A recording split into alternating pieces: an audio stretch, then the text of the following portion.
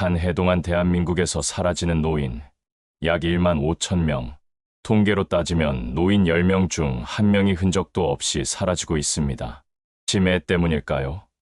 아니, 그 뒤에는 우리가 모르는 더 끔찍한 그림자가 숨어 있습니다. 챕터 1. 균열의 시작. 평범해 보이는 4인 가족의 저녁 식탁이었어요. 정도연 72세, 아들 정민수 45세, 며느리 박선영 42세, 그리고 손자 정우진 12세이 둘러앉아 밥을 먹고 있었죠.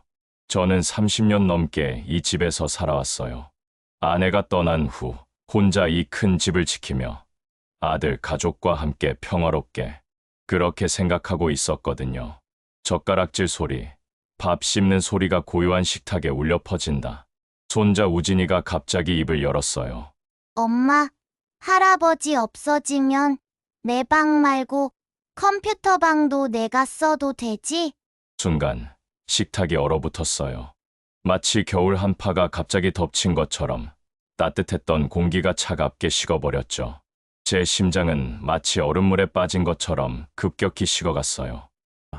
그게 무슨 소리야? 우진아, 그런 말 하는 게 아니야.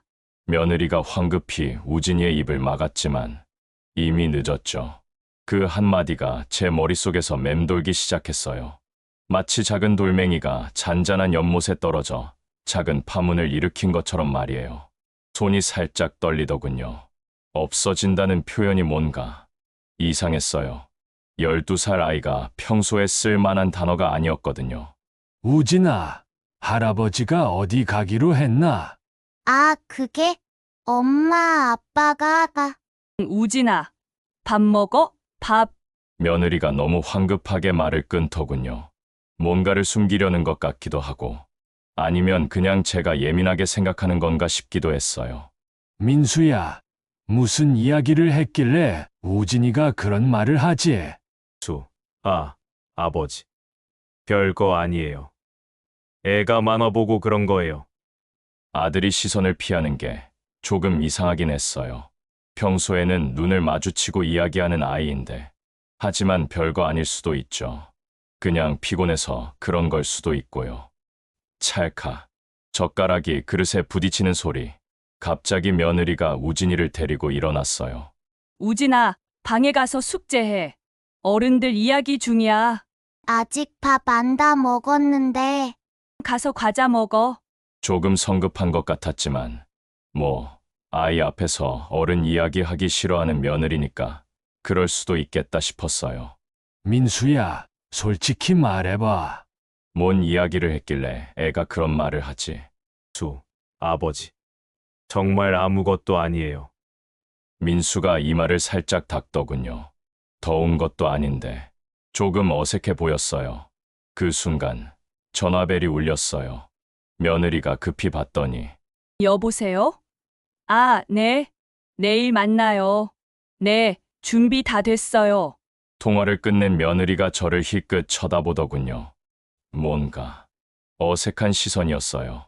평소 같으면 누구 전화인지 자연스럽게 말해주곤 했는데 누구 전화야?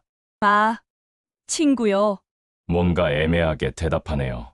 준비 다 됐다는 말도 궁금했고요. 뭘 준비한다는 건지, 평소 같으면 어떤 친구인지, 뭘 만나서 할 건지 자세히 얘기해주곤 했는데 오늘은 왜 이렇게 간단하게 말하는 걸까요? 저는 방으로 돌아가면서도 계속 생각했어요. 우진이의 없어진다는 말, 아들과 며느리의 조금 어색한 반응들, 그리고 그 애매한 전화까지. 복도를 걸어가는 발소리가 점점 멀어진다. 뭔가 이상한 건 맞는 것 같은데 정확히 뭐가 이상한지는 모르겠어요. 그냥 평소와 다른 느낌? 문득 라디오에서 들었던 그 말이 떠올랐어요. 노인 실종, 1만 5천 명. 혹시 아니겠죠. 우리 가족이 그런 일을. 아니에요. 말도 안 되는 생각이에요. 아무리 그래도 피부치인데. 하지만 왜 이렇게 마음이 불안하죠? 하지만 그날 밤, 잠들기 전까지 우진이의 그 말이 계속 맴돌았어요. 할아버지 없어지면 시계 초침 소리만이 고요한 밤을 가르고 있다. 아마 별게 아닐 거예요. 그냥 제가 나이 들어서 예민해진 걸 수도 있고 하지만 왜 이렇게 잠이 안 올까요? 그런데 이건 아직 시작에 불과했습니다. 진짜 이상한 일들은 바로 다음 날부터 기다리고 있었거든요. 챕터 2 드러나는 속셈. 다음 날 아침이었어요. 평소보다 일찍 잠에서 깨어 화장실에 갔다가 돌아오는 길이었죠.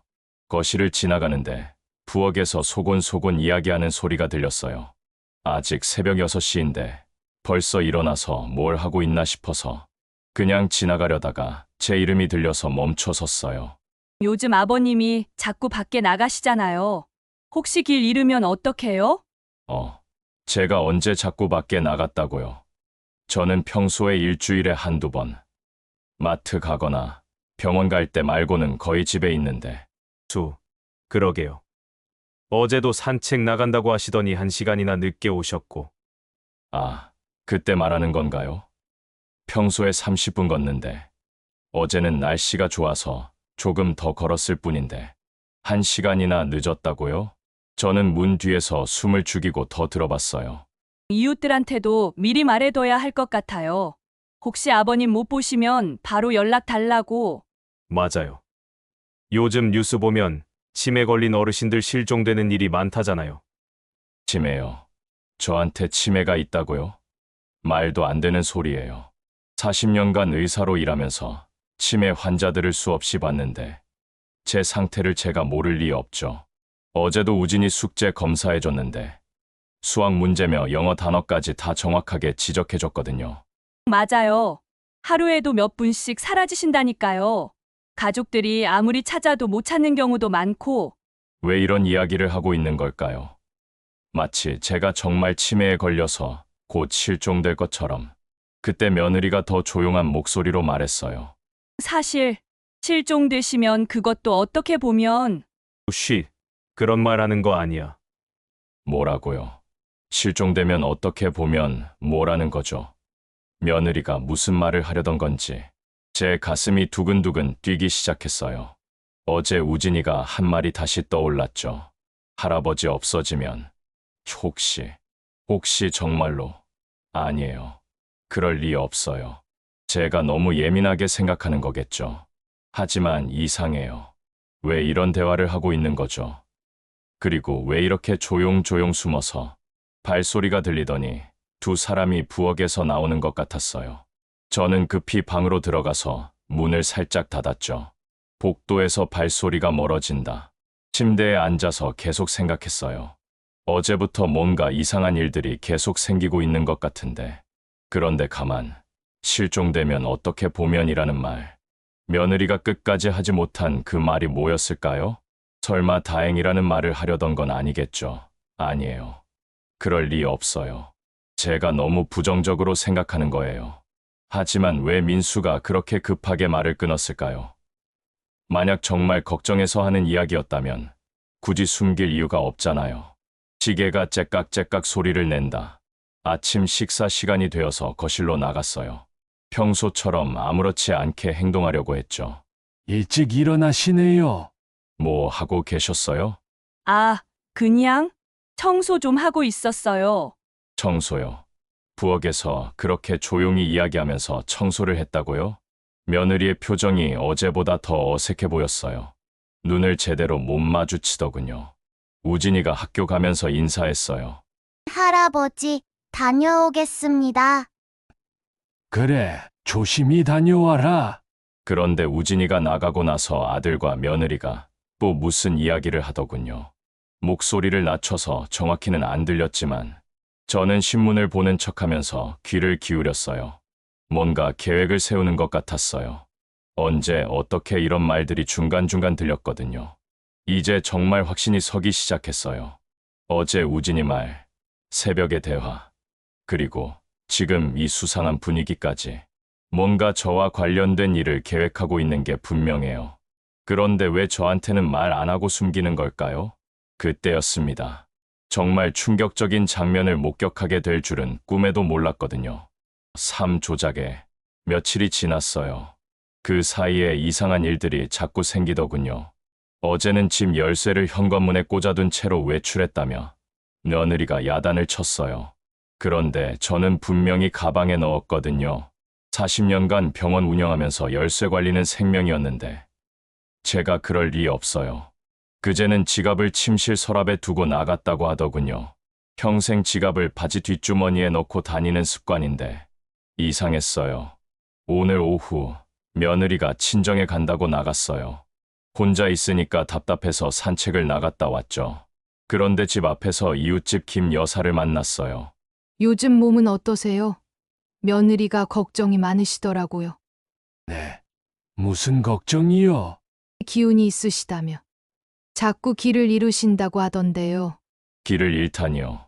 저는 이 동네에서 30년을 살았는데 게다가 치매 기운이 있다고 누가 그랬다는 거죠? 누가 그런 말씀을 하셨나요? 혹시 어르신 못 보시면 바로 연락 달라고 실종될 수도 있다고 하시면서 집에 들어오니까 기분이 이상했어요. 며느리가 이웃들한테 저를 치매 환자 취급한다고 말하고 다닌다는 거잖아요. 왜 그런 거짓말을 하는 걸까요? 그때 며느리가 친정에서 돌아왔어요. 선영아, 김 여사한테 무슨 이야기를 했지? 아, 그냥 걱정돼서요. 아버님이 요즘 자꾸 깜빡하시니까. 깜빡한다고요. 구체적으로 뭘 깜빡했다는 건지 열쇠나 지갑 말씀인가요? 그런데 그건 제가 실수한 게 아닐 수도 있는데 아버님, 저녁 드시고 약 좀 드세요. 병원에서 받아온 거예요. 제가 언제 병원에 갔다고요?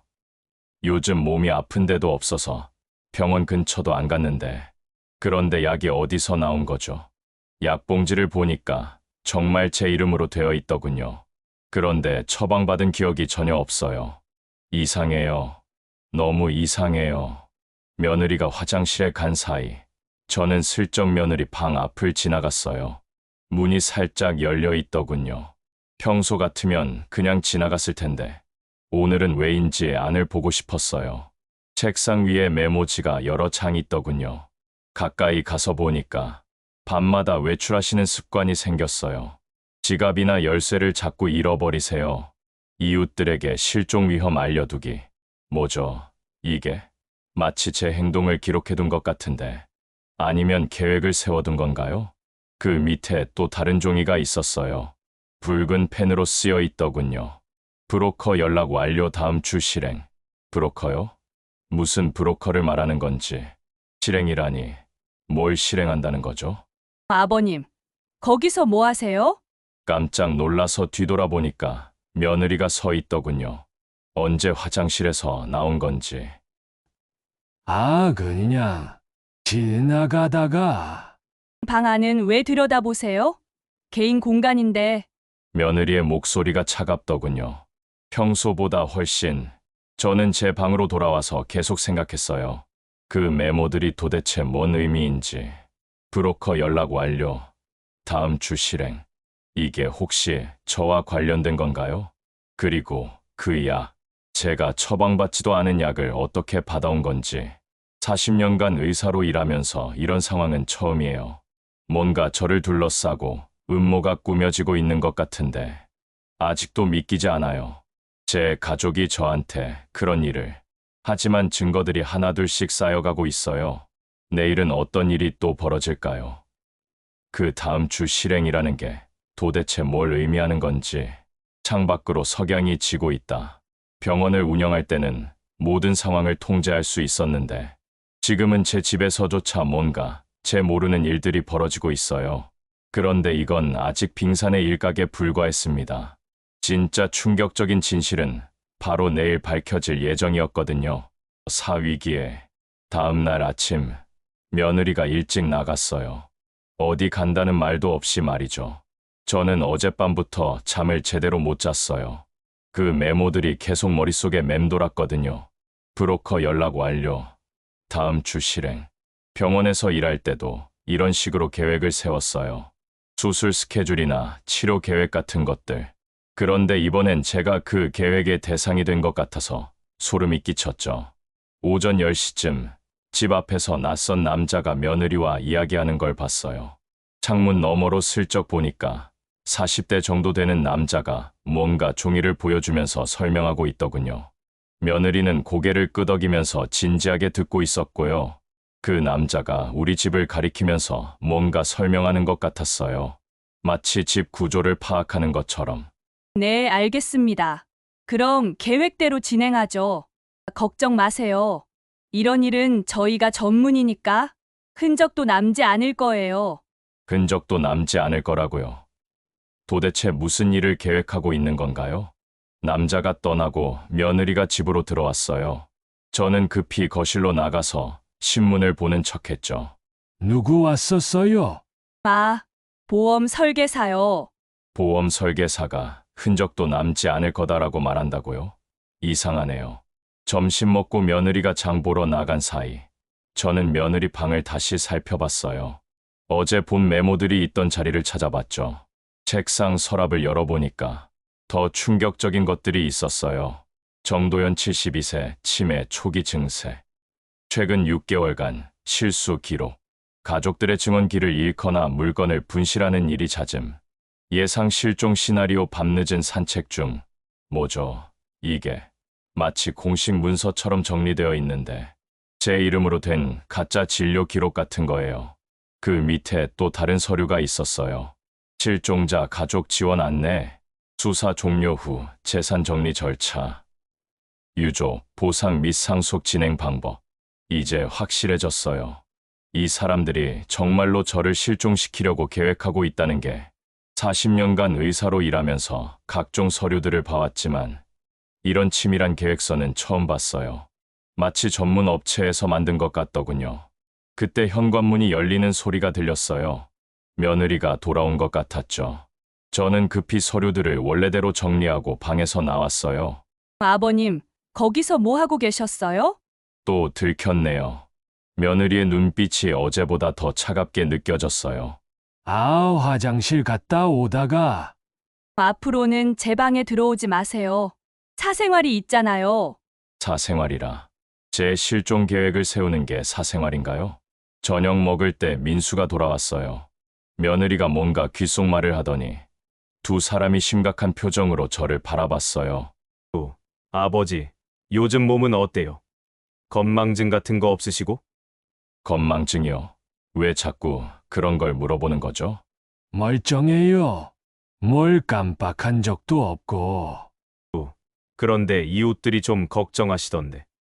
혹시 밤에 외출하시는 일 있으세요? 밤에 외출이요. 저는 밤에 나간 적이 없는데, 혹시 그들의 계획에서는 제가 밤에 나가다가 실종되는 시나리오인 건가요? 이제 모든 게 명확해졌어요. 이 사람들이 제 실종을 기정사실로 하고 모든 걸 준비하고 있다는 게. 하지만 정말 이해할 수 없는 건 민수예요. 제가 30년 넘게 키운 아들인데 기저귀 갈아주고 밤새 열 내릴 때까지 간병하고 대학 등록금에 결혼 자금까지 제 인생의 모든 걸 그 아이를 위해 바쳤는데 왜요? 도대체 왜 저한테 이런 짓을 하려는 걸까요? 병원 일로 바빠서 많이 놀아주지 못한 게 서운해서 아니면 제가 모르는 다른 이유가 있는 건가요? 설마 돈 때문인 건 아니겠죠? 병원과 부동산들 때문에? 아니에요. 그럴 리 없어요. 제 아들이 그런 아이가 아니에요. 분명 다른 이유가 있을 거예요. 며느리가 꿰어낸 건지도 모르고 병원에서 환자들의 상태 변화를 관찰할 때처럼 모든 징후들을 종합해보니까 결론은 하나였어요. 이 집에서 제가 안전하지 않다는 것. 시계가 밤 9시를 가리키고 있다. 내일이면 월요일이에요. 혹시 그들이 말한 다음 주가 이번 주를 의미하는 건 아닐까요? 갑자기 무서워지기 시작했어요. 40년간 생명을 다루는 일을 해왔지만 제 목숨이 위험할 거라는 생각은 한 번도 해본 적이 없었거든요. 그런데 이제 어떻게 해야 할까요? 누구를 믿어야 할까요? 그때였습니다. 정말 결정적인 순간이 다가오고 있다는 걸 전혀 예상하지 못했거든요. 절정을 향한 가속화. 월요일 아침이었어요. 어젯밤 잠을 거의 못 잤는데도 일찍 일어났죠. 제 운명이 결정될지도 모르는 중요한 한 주의 시작이었거든요. 아침 식사 때 며느리가 갑자기 말을 꺼냈어요. 아버님, 저희 베트남으로 가족 여행 가려고 하는데 어떠세요? 베트남 여행이요. 갑자기 웬 여행 이야기인지. 하지만 지금 상황에서는 뭔가 다른 의도가 있을 것 같아서 조심스럽더군요. 회사에서 포상 휴가가 나왔거든요. 10일 정도 생각하고 있어요. 그래, 좋겠네. 다녀와. 아버님도 함께 가시죠? 가족 여행인데 함께 가자고요? 이상하네요. 지금까지 절 실종시키려던 사람들이 갑자기 여행에 초대한다고요? 아니야, 나는 여기 있을게. 비행기 타는 것도 힘들고. 정말 괜찮으세요? 혼자 계시게 되는데. 혼자 있는 게 오히려 좋을 것 같은데요. 지금은 가족들이 더 무서우니까. 괜찮다. 집에서 편히 쉬고 싶어. 사실 마음속으로는 안도했어요. 이 기회에 뭔가 대책을 세워볼 수 있을 테니까요. 10일이라 충분한 시간이에요. 그런데 이상한 건 며느리가 너무 쉽게 포기하더군요. 평소 같으면 한참 더 권했을 텐데. 그럼 어쩔 수 없네요. 대신 이웃에게 부탁드려야겠어요.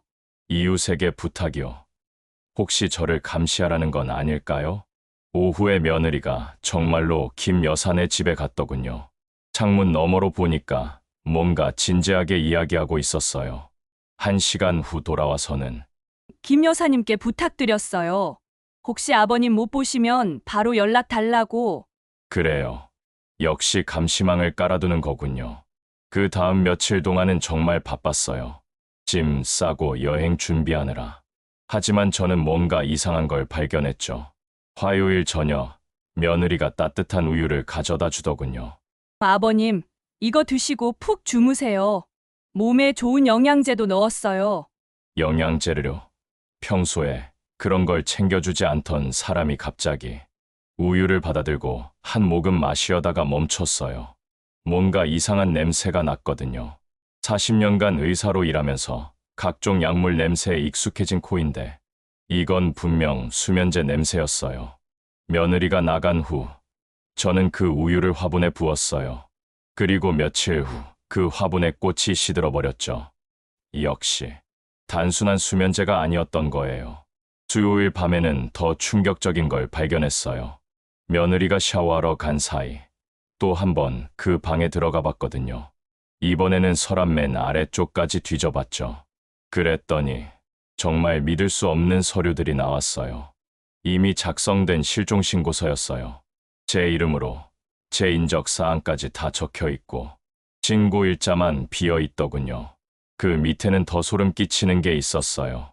수색 3일 후 종료 요청서, 실종자 가족의 수색 포기 각서. 뭐죠? 이게 저를 찾지 말라는 서류까지 미리 준비해 놨다고요? 40년간 의사로 일하면서 각종 서류들을 봐왔지만 이런 치밀한 계획은 처음이었어요. 마치 전문 업체에서 패키지로 만들어준 것 같더군요. 손이 덜덜 떨렸어요. 이제 확실해졌습니다. 이건 단순한 의심이 아니라 현실이었어요. 그때 현관문이 열리는 소리가 들렸어요. 급히 서류들을 정리하고 방에서 나왔죠. 40년간 병원을 운영하면서 쌓인 인맥들, 변호사, 의사, 경찰서 선후배들. 이제 이 사람들의 도움이 필요한 때가 온 것 같았어요. 우선 은행부터 알아봐야겠어요. 제 명의로 된 계좌들이 어떻게 되어 있는지, 혹시 이미 손을 댄 곳은 없는지, 그리고 병원 매각 건도 점검해야 하고 부동산들도 확인해야죠. 이 모든 걸 10일 안에 정리할 수 있을까요? 수요일 저녁, 민수가 여행 계획을 자세히 설명해 주더군요. 금요일 오후 비행기로 출발해서 다음 주 일요일에 돌아온다고요. 10일, 정확히 10일이네요. 그날 밤 잠자리에 들면서 생각했어요. 이제 정말 마지막 기회인 것 같다고. 이 10일 동안 제가 할 수 있는 모든 걸 해봐야겠어요. 40년간 쌓아온 모든 것들을 지키기 위해서요. 밤이 깊어가고 있다. 금요일이 되면 이 집에는 저 혼자 남게 되겠네요. 그들이 떠나는 순간부터 제 진짜 싸움이 시작되는 거예요. 병원에서 어려운 수술을 앞두고 있을 때처럼 온몸에 긴장이 돌더군요. 하지만 이번에는 제가 집도하는 게 아니라 제가 수술당할 위기에 처한 거죠. 과연 이 위기를 넘길 수 있을까요? 그런데 이 모든 계획에는 제가 전혀 예상하지 못한 변수가 하나 있었습니다. 6. 클라이맥스. 금요일 오후 드디어 그들이 떠났어요. 아버지, 정말 괜찮으시죠? 혹시 몸이 아프시면 김 여사님께 연락하시고. 알았다. 조심히 다녀와라. 아버님, 밤에 혼자 외출하시면 안 되세요. 길 잃으면 큰일 나니까. 마지막까지 그런 말을 하고 가네요. 제가 치매 환자라도 되는 것처럼 차가 떠나는 걸 확인하고 나서야 비로소 숨을 쉴 수 있었어요. 이제 정말 제 혼자만의 시간이 시작됐습니다. 10일. 생각보다 짧은 시간이에요. 하지만 40년간 병원을 운영하면서 응급 상황에 대처해 본 경험이 있으니까 차근차근 해보기로 했죠. 우선 첫 번째로 한 일은 변호사 황 선생에게 전화한 거였어요. 선생, 나야.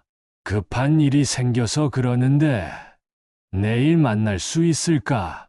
원장님, 무슨 일이시죠? 목소리가 심상치 않은데. 전화로 자세한 얘기할 수는 없어서 토요일 오전에 만나기로 했어요. 그 다음에는 병원 시절 동료였던 김 원장에게 연락했어요.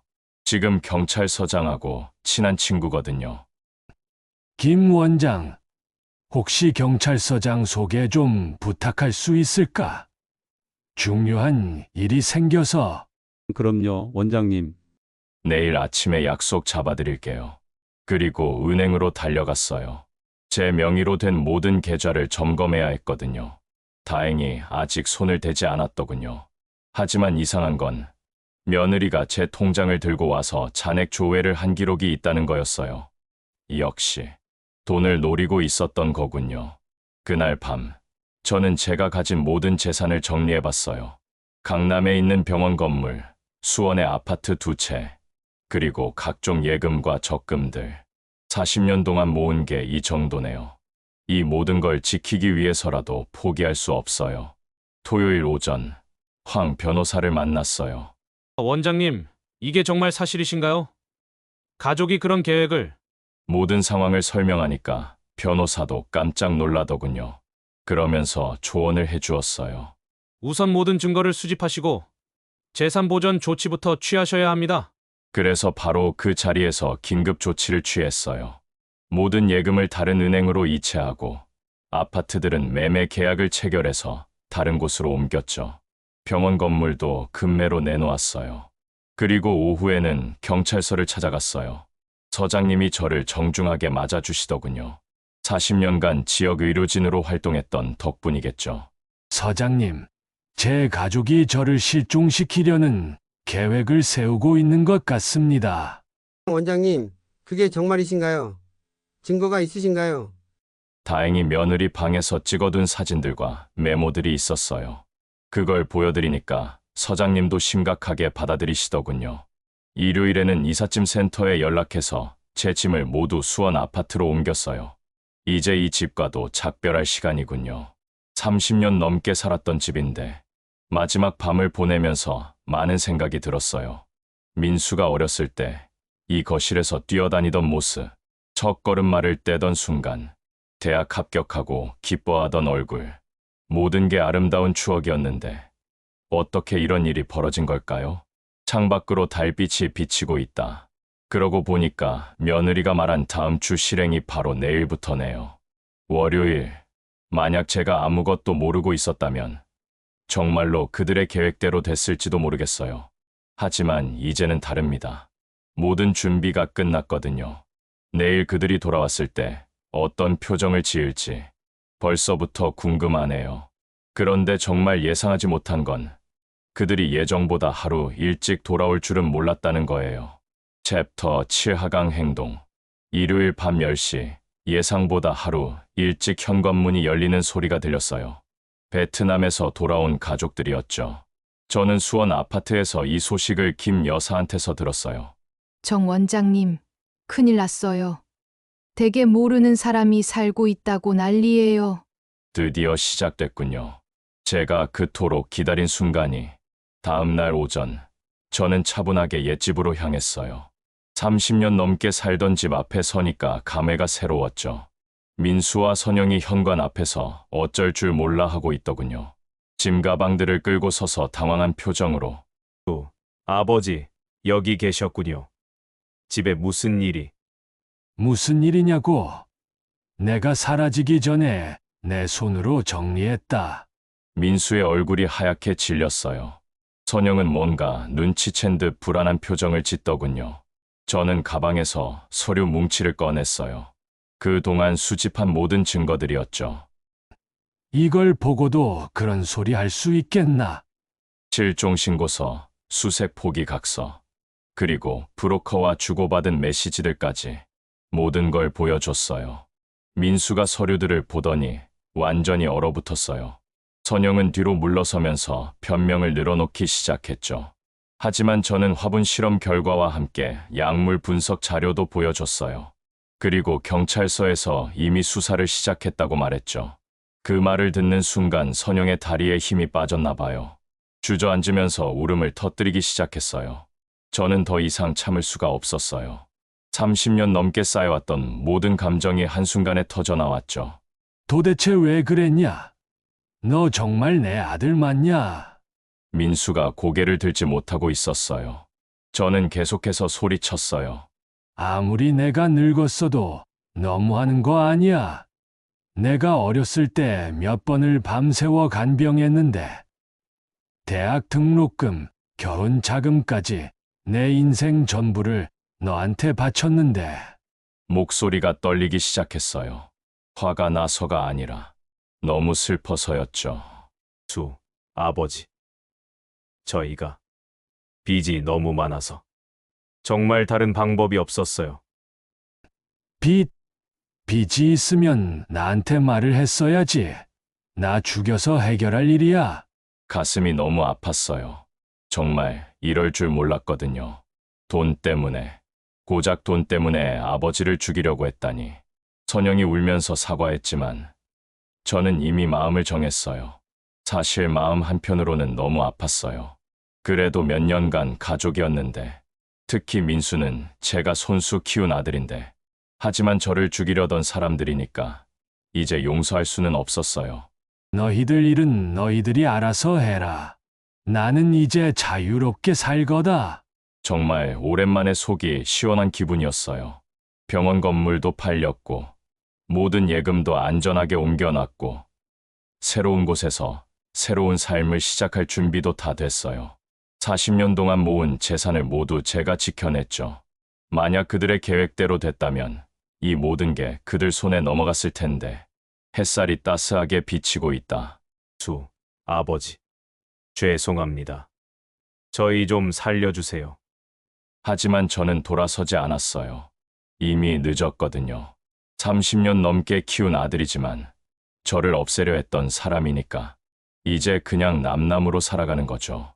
차에 타면서 뒤돌아보니까 두 사람이 현관 앞에서 멍하니 서 있더군요.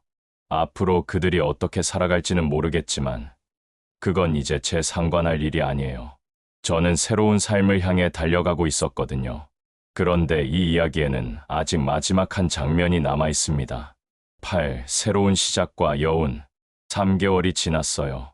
수원 아파트에서의 새로운 삶이 시작된 지 벌써 이렇게 시간이 흘렀네요. 하지만 아직도 가끔씩 꿈에서 깨면 혼란스러울 때가 있어요. 정말 내 아들이 날 죽이려고 했던 게 맞나? 40년간 의사로 일하면서 수많은 환자들의 생과 사를 봐왔지만 제 가족의 일은 여전히 받아들이기 어려워요. 아침에 일어나서 커피를 마시다 보면 민수가 어렸을 때 제 무릎에 앉아 있던 모습이 떠올라요. 그때는 정말 순수했는데 언제부터 이렇게 변한 걸까요? 새 아파트 베란다에서 내려다 보이는 풍경은 예전 집과는 완전히 달라요. 낯선 사람들, 낯선 풍경. 처음에는 외로웠죠. 하지만 점점 익숙해져 가고 있어요. 병원에서 일할 때처럼 규칙적인 생활을 하려고 노력하고 있거든요. 오늘 아침에는 김 여사에게서 전화가 왔어요. 정 원장님, 민수 씨네가 집을 팔고 어디론가 이사 갔더라고요. 그래요? 뭐 그럴 줄 알았어요. 사실 마음 한편으로는 궁금했어요. 그 사람들이 지금 어떻게 살고 있는지, 빚은 해결했을까? 경찰 수사는 어떻게 됐을까? 하지만 알고 싶지 않기도 했어요. 알면 또 마음이 아플 테니까요. 그런데 원장님, 가끔 민수 씨가 혼자 집 앞에 와서 서 있더라고요. 들어가지도 못하고 그 말을 듣는 순간 가슴이 먹먹해졌어요. 아직도 그곳에 와서 서 있다고요? 그래도 만나지는 마세요. 김 여사님한테 피해 갈까봐. 전화를 끊고 나서 한참을 멍하니 앉아 있었어요.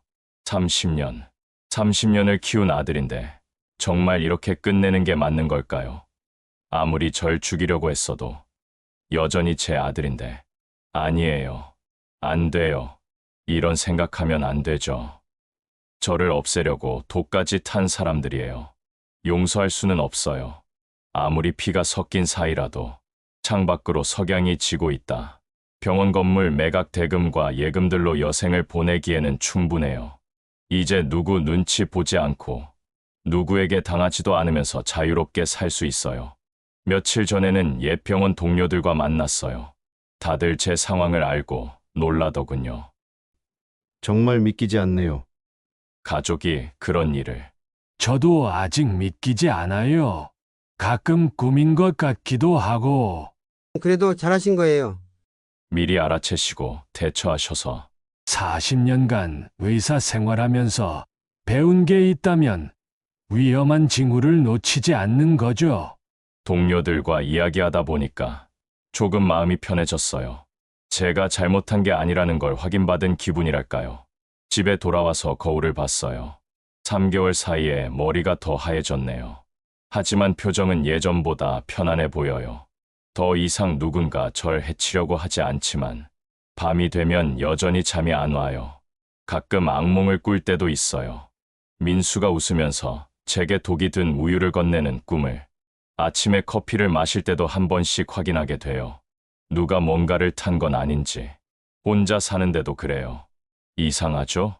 창밖으로 비가 내리고 있다. 사실 요즘 많이 우울해요. 친구들과 만날 때도 웃긴 하지만 집에 혼자 있으면 자꾸만 생각이 들어요. 내가 부모로서 뭘 잘못했을까? 돈만 주고 사랑은 제대로 주지 못했나? 너무 바빠서 아들과 시간을 보내지 못한 게 원인일까?